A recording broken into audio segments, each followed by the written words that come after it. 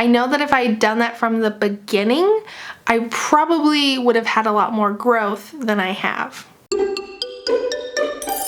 If you're new here, my name's Jess and I create videos every single week for business owners like you to help you save time and look good online. And today's definitely going to be a time saver because I'm going to share all of my YouTube mistakes that I've made.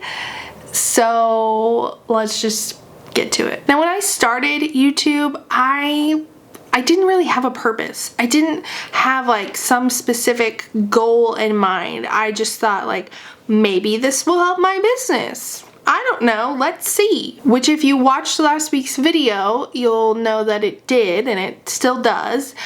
But I stumbled for a long time trying to figure out how exactly is this going to benefit my business? Like, what is the purpose of my channel? So if you're new to YouTube, sit down, figure out what the purpose of your channel is, and know that this can totally change over time. It's not set in stone. But because I didn't really have a purpose for my channel, I also didn't have a plan for my channel.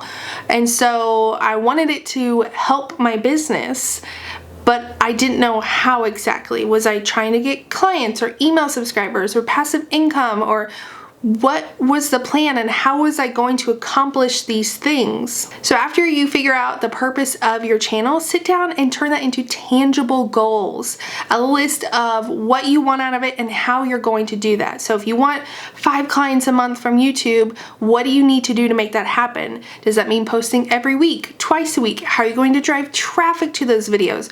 What are you going to do? What is the plan? Morgan's plan is to sleep. That's his only plan right now. The other big mistake was getting too caught up in the camera. Like, I wanted to start with a DSLR, and as I mentioned in a video 2 weeks ago, got really nervous because I couldn't like see myself, so my husband had to be there, and that was nerve-wracking. So I ended up putting my phone on a selfie stick and then putting that in a tripod, and that's how I recorded like the first several months of my YouTube channel. And that's fine. Like, the camera itself, DSLR or iPhone or otherwise, doesn't matter. People care about the content. Like, we don't care if it's high resolution, unless you are like creating travel vlogs and you're trying to show me a scenery and I can't tell what it is because it's so pixelated. Like, that might be an issue. All that to say, don't let the tech hold you back.